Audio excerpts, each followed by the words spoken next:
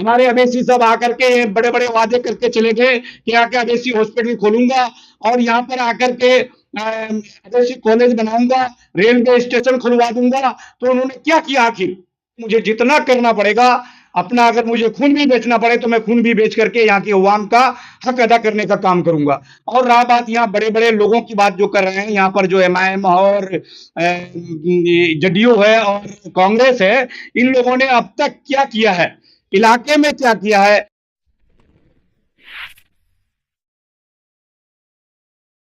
नमस्कार। पूरे हिंदुस्तान में लोकसभा चुनाव हो रहा है। इसी कड़ी में किशनगंज लोकसभा चुनाव में बीएसपी प्रत्याशी जो लगातार इस क्षेत्र से चुनाव लड़ रहे हैं, जानते हैं कि किस उम्मीद पे ये चुनाव लड़ रहे हैं। क्या नाम हुआ आपका? मैं मोहम्मद बाबुल आलम, बहुजन समाज पार्टी के लोकसभा प्रत्याशी हूं, किशनगंज क्षेत्र संख्या 10 से। क्या उम्मीद लेके आप जनता के बीच जाते हैं? देखिए, जनता के बीच मैं ये उम्मीद लेकर के जाता हूं कि मैं यहां से पहले भी दो दो बार विधानसभा लड़ चुका हूं और सक्रिय मैं 15 सालों से लोगों का सेवा कर रहा हूं। और मुझे पूरी उम्मीद है कि हमारी यहाँ की जनता मेरे ऊपर भरोसा करके मुझे इस बार भारी बहुमत से जीत दिलाएगा। अच्छा, जैसे आप लगातार चुनाव लड़ रहे हैं, विधानसभा भी चुनाव लड़े थे, जी जी जी। उसमें कितना वोट आया था आपको? विधानसभा में 10,000 कुछ वोट हम लोग को हमको आया था। हाँ जी जी। अच्छा, आप जनता के लिए क्या किए हैं अभी तक, क्या भलाई किए हैं? देखिए, जनता के लिए जो सामाजिक कार्य है हमारे यहाँ के, जो बड़े बड़े लीडरांस नहीं करते हैं, जो हमारे यहाँ की जो समस्या है, जैसे समाज में आए दिन लड़ाई झगड़ा, मार फसाद, केस कसव्वल, सारी चीजें होती रहती है। लोग एक दूसरे में उसमें उलझे हुए रहते हैं और लोगों का लाखों लाख रुपए खर्च होता है। इसको लेकर के हम लोग समाज में बिठा करके इसको निराकरण करते हैं और इसको समाधान कराने का काम करते हैं। और इसके साथ साथ में जहां जिसको जिस वक्त जरूरत पड़ती है, चाहे वो हॉस्पिटल का मामला हो या ब्लॉक का मामला हो या जिला का मामला हो या कोर्ट कचहरी का मामला हो, हर स्तर पर हम लोग यहाँ की अवाम को मदद करने का काम करते हैं। कितने निसहाय आदमी को आप मदद किए?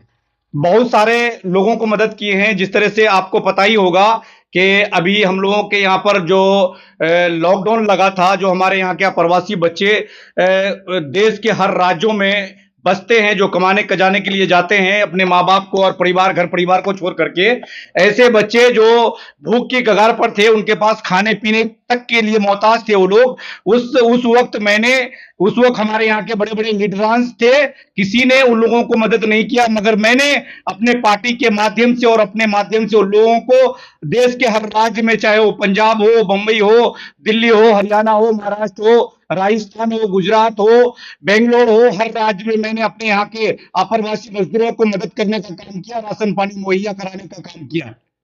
अच्छा, जैसे ग्राउंड लेवल पर जी, आप क्या-क्या समस्या का समाधान करवाए? ग्राउंड लेवल पर देखिए, ग्राउंड लेवल पर हम लोग जमीनी स्तर पर काम कर रहे हैं। जो आज सबसे बड़ा चीज देखिए, जमीनी विकास जो है, सबसे बड़ा चीज है कि भाईचारा को कायम रखना, भाईचारा को बना करके रखना। जो बड़े बड़े विद्वान नहीं करते, उनको सिर्फ वोट से मतलब है, मगर हम लोगों का काम है कि जमीनी विकास को करते हैं और आपस में सबको एक जगह एकजुटी बना करके समाज को मिला करके रखने का काम करते हैं। मेरा मैनिफेस्टो यही है कि अगर यहाँ की अवाम अगर मुझे जिताती है और जिता करके मुझे संसद भेज देती है, तो मैं अपने दावे के साथ कहता हूं कि यहाँ के हमारे अप्रवासी मजदूरों को क्राइम से रोकने का काम करूंगा और गरीब मजदूरों के लिए, जो क्योंकि ये हमारा सीमांचल इलाका बहुत पसमानदा और पिछड़ा इलाका है, इसमें बहुत ज्यादा गरीब लोग हैं, जो इसके लिए मैं यहाँ पर कोई रोजगार का स्वरूप खोलने का काम करूंगा। जिस तरह से कोई फैक्ट्री वगैरह हो, या जिसमें हमारे हजार लोग या 2, 4, 5, 10,000 लोग हमारे यहाँ पर काम कर सके, जो लोग हमारे प्रदेशों में जाके काम कर रहे हैं। अच्छा, यहाँ का सबसे बड़ा समस्या है कोसी का। जी जी। इस पे आप क्या कदम उठाए? देखिए, अभी तो मैं जीता नहीं हूं, मैं सक्रिय राजनीति में काम कर रहा हूं।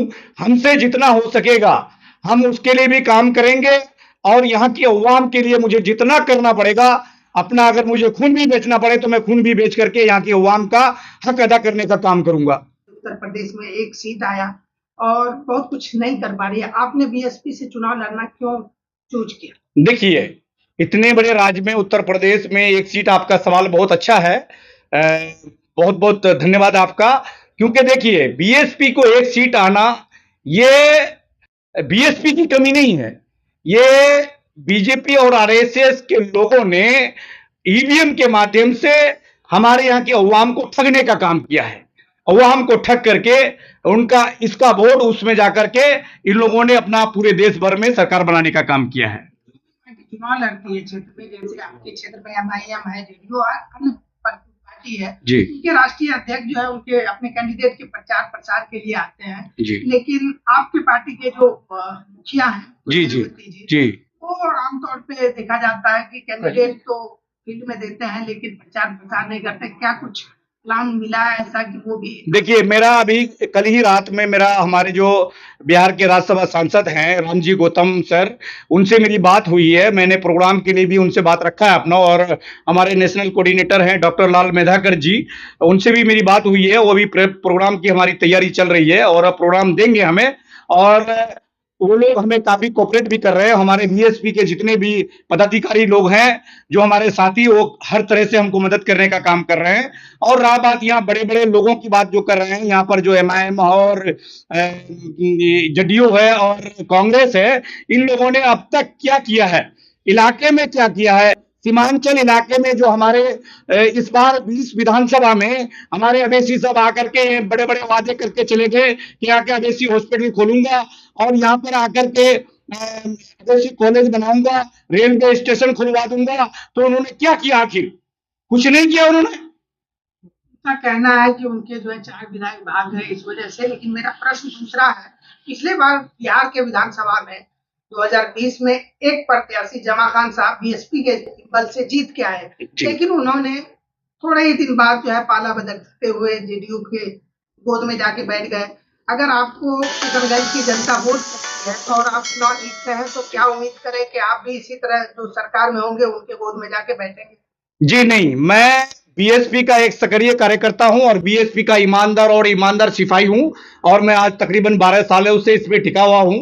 और अगर यहाँ की अवाम मेरे ऊपर भरोसा करके मुझे जीत दिला देती है तो मैं दावे के साथ कहता हूं कि मैं कहीं नहीं जाऊंगा। मैं आदरणीय बहन कुमारी मायावती के आदेश अनुसार जिस तरह से मुझे क्षेत्र में अवाम का सेवा करना होगा, उस तरह से हम उनकी अवाम की सेवा करेंगे, और जितना ज्यादा से जो ज्यादा होगा हम बहन कुमारी मायावती के माध्यम से और अपने माध्यम से भी क्षेत्र में ज्यादा से ज्यादा विकास करने का काम करेंगे। यहाँ का शिक्षा और स्वास्थ्य का क्या? देखिए, यहाँ का शिक्षा स्वास्थ्य में बिल्कुल खत्म है। जो हमारे यहाँ के बड़े लीडरांस हैं, जो लोग बड़े बड़े दावा करते हैं कि हमारे यहाँ का रोड कम्युनिकेशन भी उतना अच्छा नहीं है, और जो हमारे इस बार जो 20 विधानसभा में हमारे यहाँ के एमआईएम से जो हमारे 4 विधायक जीते थे, इन लोगों ने बड़े बड़े सपने हमारे यहाँ के अवाम को दिखा करके इन लोगों ने अपने वोट लेकर के जीतने का काम किया था। मगर वो हालात है यहाँ का जो ब्लॉक स्तर पर और स्वास्थ्य में और शिक्षा के क्षेत्र में बिल्कुल बदहाली है, कोई काम नहीं है यहाँ पर। अगर यहाँ की जनता आपको जिताती है तो सर्वप्रथम कार्य क्या है? देखिए, हमारे यहाँ की अवाम अगर मुझे जिताती तो सबसे पहले मैं शिक्षा के क्षेत्र पे काम करूंगा, रोजगार के क्षेत्र पे काम करूंगा, भ्रष्टाचारी को दलाली को मिटाने का काम करूंगा, और हमारे यहाँ के प्लाइन को, जो हमारे यहाँ प्रवासी मजदूर बाहर में खटने के लिए जाते हैं, उनको प्लाइन रखने का काम करूंगा। उनके लिए यहाँ पर स्वरोजगार का इंतजाम कराने का काम करूंगा। चैनल के माध्यम से आवाम को क्या संदेश? देखिए, आपके चैनल के माध्यम से मैं हमारे किशनगंज लोकसभा की जनता को यही मैसेज देना चाहता हूं कि आपके बीच अभी चुनाव का बिल्कुल फूक चुका है, क्योंकि आप लोगों के बीच तरह तरह से लोग आएंगे और बड़ी बड़ी दावाएं करेंगे। जिस तरह से पहले उन लोगों ने दावा किया है, उस तरह से दावा करके फिर आप लोगों से वोट बटोरने का काम करेंगे। मैं तो कहता हूं कि उन लोगों के बहकावे में, उन लोगों की बातों में ना आए। आप अपने बाबुल आलम को अपना एक मत चुनाव चिन्ह हाथी के निशान पर जो 1 नंबर क्रमांक संख्या 1 पर है, उस पर डालकर बाबुल आलम को भारी मतों से विजय बनाएं।